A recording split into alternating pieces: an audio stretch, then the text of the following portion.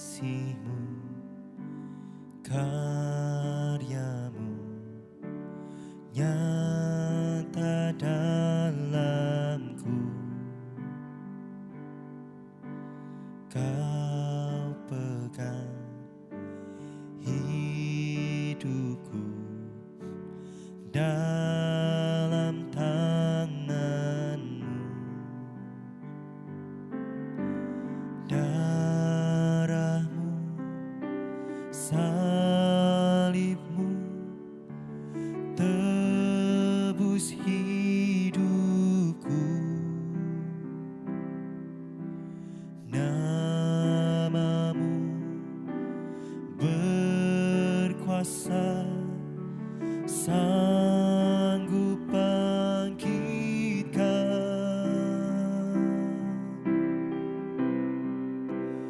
Harapanku di dalam-Mu,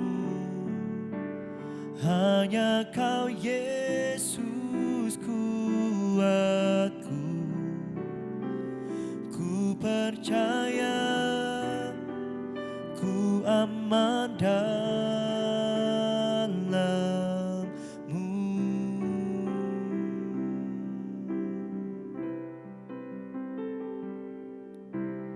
Kasih-Mu, karya-Mu nyata dalamku.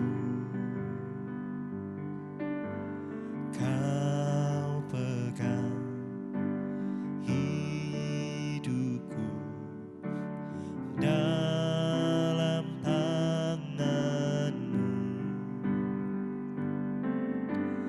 Darah-Mu, salib-Mu tebus hidupku. Nama-Mu berkuasa, sanggup bangkitkan.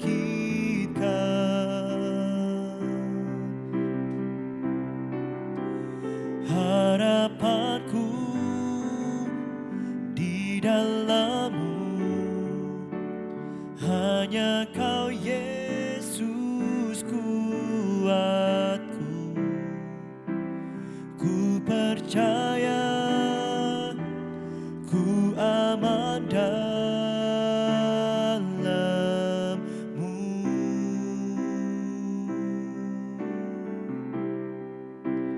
Harapanku di dalam-Mu, hanya Kau Yesus kuatku. Dan ku percaya, ku aman dalam-Mu.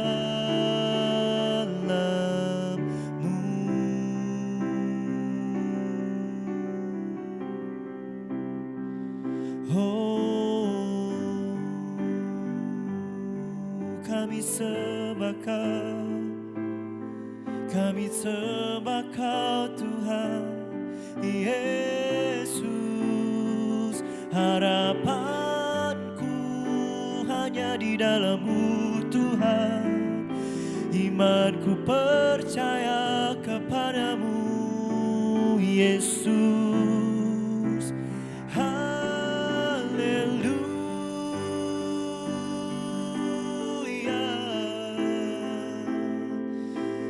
Oh, kami berserah kepadamu, karena Engkaulah kekuatan kami Bapa, karena Engkaulah kota benteng kami Tuhan, tempat perlindungan kami Yesus.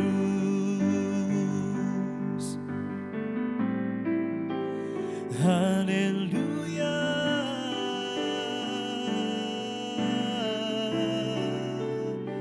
Ku percaya hanya kepadamu sumber kekuatan, sumber pengharapan, sumber kedamaian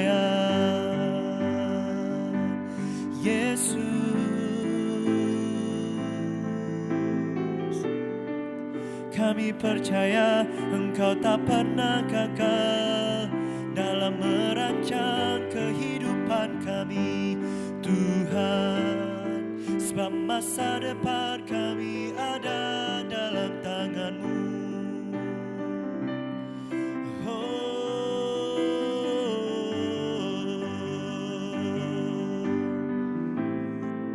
Kami mengangkat tangan kami tinggi, hanya untuk menyembah-Mu, hanya untuk memuji-Mu. Oh, tak pernah gagal rencana-Mu. Terangi jalanku, kuasa-Mu sempurna, pengharapanku takkan hilang. Sebab masa depanku Kau sediakan, tak pernah gagal rencana-Mu. Terangi jalanku, kuasa-Mu sempurna, pengharapanku takkan hilang. Sebab masa depanku dalam-Mu, harapanku di dalam-Mu. Hanya Kau Yesus kuatku. Ku percaya ku aman dalam-Mu.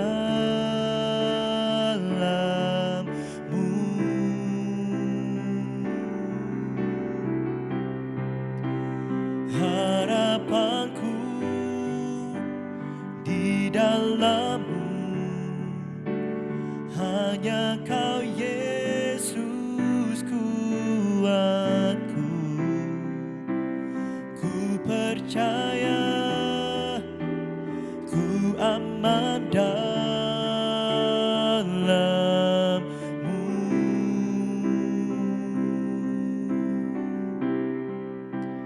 Ku percaya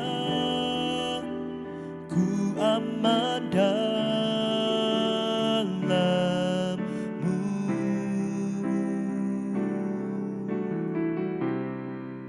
Dan ku percaya ku aman dalam-Mu.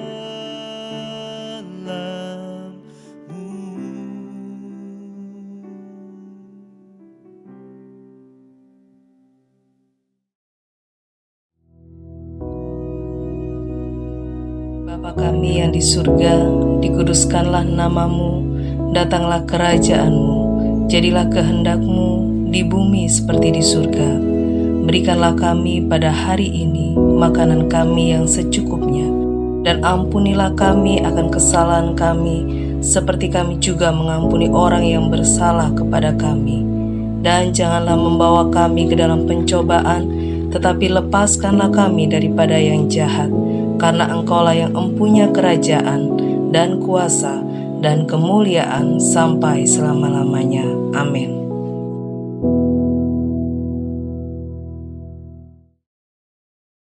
Shalom, puji nama Tuhan. Selamat pagi, selamat sore, selamat siang, selamat malam, kapanpun saudara mengambil waktu untuk beribadah, merenungkan firman. Saya selalu percaya tidak ada yang sia-sia ketika kita merenungkan firman Tuhan. Daripada kita merenungkan nasib, merenungkan hal yang tidak patut kita renungkan, lebih baik kita merenungkan firman Tuhan. Pada pagi hari ini saya akan berbagi, kita akan sama-sama belajar. Sebab firman Tuhan bukan hanya informasi, tetapi firman Tuhan adalah tuntunan hidup bagi kita semua. Saya percaya kita semua seperti tema tahun ini, kita mau belajar untuk follow Christ, ikut Yesus Kristus. Nah, khotbah ini akan saya bagi menjadi 2 bagian. Dan yang pertama dalam sebuah tema besar yaitu how to redirect our anger. Bagaimana cara kita dengan tuntunan Tuhan ya, bukan kekuatan kita sendiri ya, mengalihkan amarah kita atau ya membelokkan atau meniadakan ya. Lebih tepat mengalihkan, redirect our anger ya. Kita akan belajar dari kebenaran firman Tuhan. Yang pertama saudara, coba kita lihat sama-sama dalam Yakobus pasal yang pertama, ayat yang ke-19 dan 20. Yakobus pasal pertama ayat 19-20, firman Tuhan berkata, "Hai saudara-saudara yang kukasihi, ingatlah hal ini. Setiap orang hendaklah cepat untuk mendengar, tetapi lambat untuk berkata-kata, dan juga lambat untuk marah. Sebab amarah manusia tidak mengerjakan kebenaran di hadapan Allah." Di dalam bahasa Inggrisnya dikatakan, "Let every person be quick to hear and slow to speak, slow to anger." Kebanyakan di dalam khotbah pernikahan selalu ini merupakan ayat yang juga ikut dicantumkan. Ya, karena ini penting sekali, karena ini firman Tuhan juga ajarkan. Bahkan ada yang memberikan contoh, kita diberi mulut itu 1, telinga 2. Harus lebih banyak mendengar daripada berkata-kata atau bersilat lidah. Dan firman Tuhan ingatkan kita. Kalau saudara baca perikopnya Yakobus pasal 1 itu dikatakan pendengar atau pelaku firman. Nah, kita mendengar firman bukan hanya sebagai informasi, tapi kita mau lakukan. Dan poin yang pertama kita belajar bagaimana ya firman Tuhan mengajarkan kita untuk mengalihkan amarah kita. Yang pertama kita harus sadar, ingat, slow to speak, slow to anger, and quick to listen. Lebih banyak mendengar. Saya jadi ingat saudara, saya suka sepak bola, dan tentunya di dalam sepak bola itu tidak hanya menayangkan pertandingannya saja, tapi selalu ada namanya pembawa acara dan komentator. Atau juga yang lebih dikenal dengan nama MC, Master of Ceremony. Tapi karena ini sifatnya nggak resmi, jadi pembawa acara, host begitu ya. Nah, kadang-kadang ada tipe host yang very quick to talk. Jadi ketika narasumbernya, ahlinya sedang berbicara, dipotong. Dan itu tidak enak untuk didengar. Dan banyak komentar-komentar netizen di sosial media berkata selalu, jangan cepat dipotong, bicaranya belum selesai. Gak enak didengarnya. Ada yang bilang gak sopan. Ini juga berlaku dalam hidup kita. Ternyata firman Tuhan mengajarkan, be quick to hear, slow to speak, slow to anger. Bahkan ada sebetulnya ilmu yang mengajarkan kalau engkau hendak menjawab atau memberi balasan terhadap seseorang, tunggu dia berhenti berbicara, setelah beberapa detik baru berbicaralah. Tapi ya itu ilmu komunikasi ya kan. Tapi di sini kita sedang berbicara tentang how to redirect our anger. Bagaimana kita mengalihkan amarah kita. Yang pertama, be quick to hear. Lebih banyak mendengar, jangan lebih banyak berbicara, berkomentar. Jangan gampang lebih banyak marahnya. Saya tahu di dunia yang melelahkan ini emosi itu tidak bisa dibendung lagi. Pekerjaan melelahkan, dunia melelahkan, janji Tuhan belum terjadi. Tapi ingat, kalau kita melakukan firman Tuhan, berkat Tuhan itu pasti terjadi. Itu yang pertama. Yang kedua, coba kita buka di dalam Amsal pasal yang ke-19.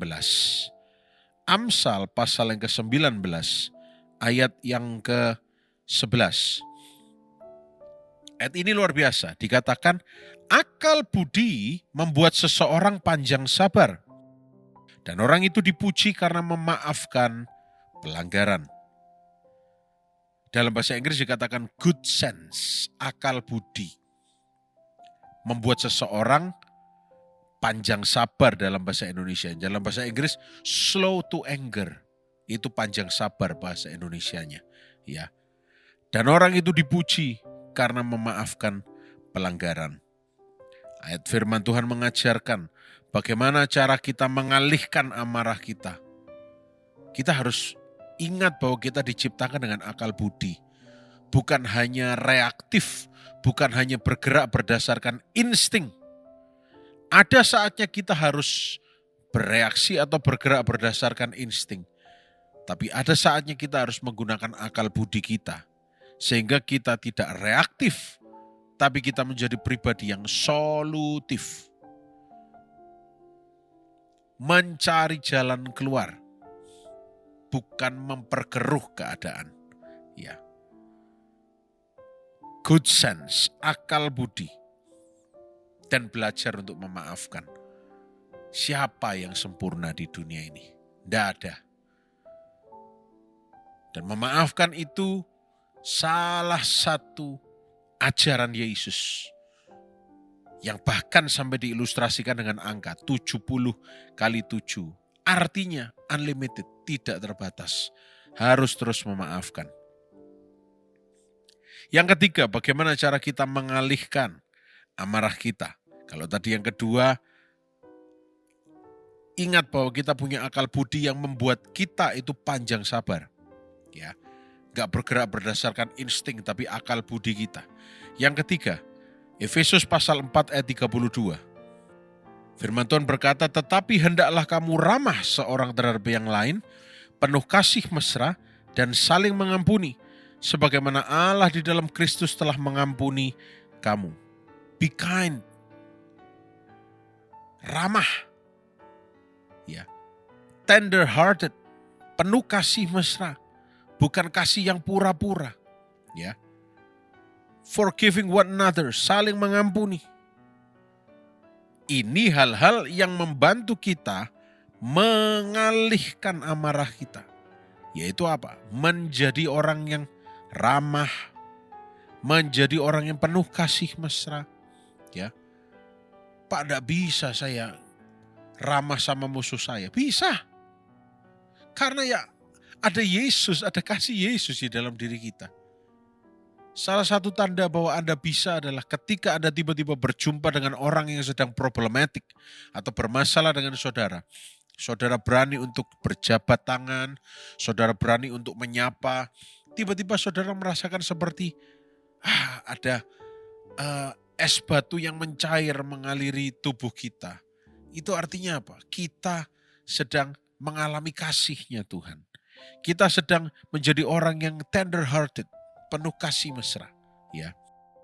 Saling mengampuni sebagaimana kita sudah diampuni oleh Tuhan Yesus, ya. Yang keempat, coba kita buka Amsal lagi. Amsal pasal 29 ayat yang ke-11. Ini nasihat bagi kita. Orang bebal melampiaskan seluruh amarahnya, tetapi orang bijak akhirnya meredakannya. Fool, orang bebal, orang bodoh, itu ketika marah, kalau bahasa sehari-harinya itu dihabis-habiskan. Sekalian ditumpahkan semuanya. Mari kita mengaku bahwa kita semua pernah menjadi bodoh dalam hal marah. Tidak ada kita yang sempurna. Tapi firman Tuhan menasihatkan kepada kita, orang bijak, wise man, quietly holds it back. Tidak diledak-ledakan tetapi diredam. Diredam. Saudara, beberapa hari yang lalu, security di gereja itu sedang bakar-bakar, entah itu banyak hal yang tidak perlu dipakai lalu dibakar. Ya. Dan bakarnya itu sejak siang hari. Setelah semalam-malaman apinya terlihat reda. Tapi besok paginya saya coba lihat, oh ternyata masih ada nyala bara api yang tersembunyi di dalamnya.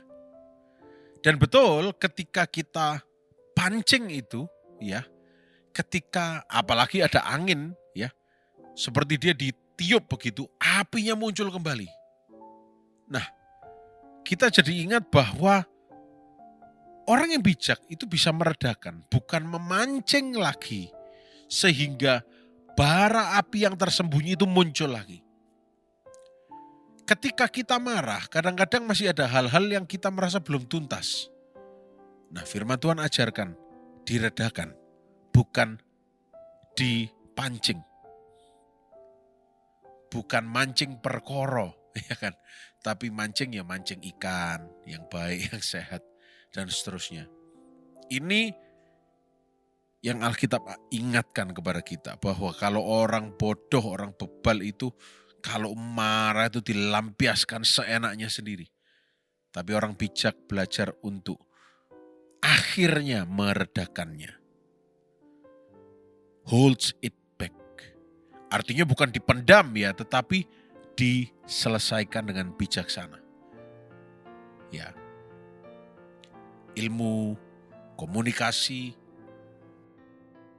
ilmu psikologi, apalagi konselor pernikahan akan selalu mengajarkan komunikasi, jangan pernah menaikkan nada. Nah, ini yang dalam pernikahan, apalagi di dalam nanti ada ilmu lain di dalam bekerja, pekerjaan dan seterusnya ya. Kalau berbicara jangan pernah menaikkan nada begitu.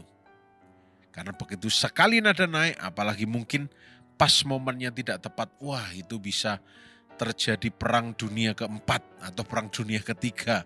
Begitu ya. Jadi firman Tuhan ingatkan kepada kita bagaimana kita ini harus mengikuti jalan firman Tuhan dalam mengarahkan amarah kita.